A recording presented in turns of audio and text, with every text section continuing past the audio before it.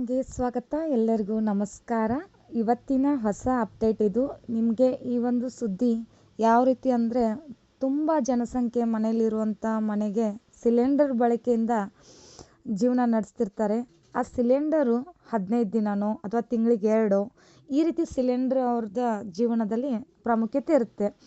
ಆ ಸಂದರ್ಭದಲ್ಲಿ ಸಿಲಿಂಡರ್ 21 ದಿನಕ್ಕೆ ಮಾತ್ರ LPGನ ಬುಕ್ ಮಾಡಿ ಅಂತ ಹೇಳ್ತಾರೆ. ಯಾಕಂದರೆ ಈಗ ಯುದ್ಧ ನಡೀತಿರೋದ್ರಿಂದ ಎಲ್ಲ ಕಡೆ LPG ಸಮಸ್ಯೆ ಉಲ್ಬಣ. ಅದೇ ರೀತಿ PG ಅಥವಾ ಹೋಟೆಲಲ್ಲಿ ದಿನನಿತ್ಯ ಅಂದರೆ 7 ಡೇಸು ಅಥವಾ ಒಂದು 15 ಡೇಸ್ಗೆ ಒಂದು ಸಿಲಿಂಡರ್ ಅಥವಾ ಒಂದು LPG ಚೇಂಜ್ ಮಾಡ್ತಿರ್ತಾರಂದರೆ ಅಂಥವ್ರಿಗೆ ಎಷ್ಟು ಸಮಸ್ಯೆ ಅಂತಂದರೆ, ಈ ಯುದ್ಧದಿಂದ ಎಲ್ಲ ಕಿಚನ್ಗೆ ಕೊಳ್ಳಿ ಅಂತ ಹೇಳಲಾಗ್ತದೆ.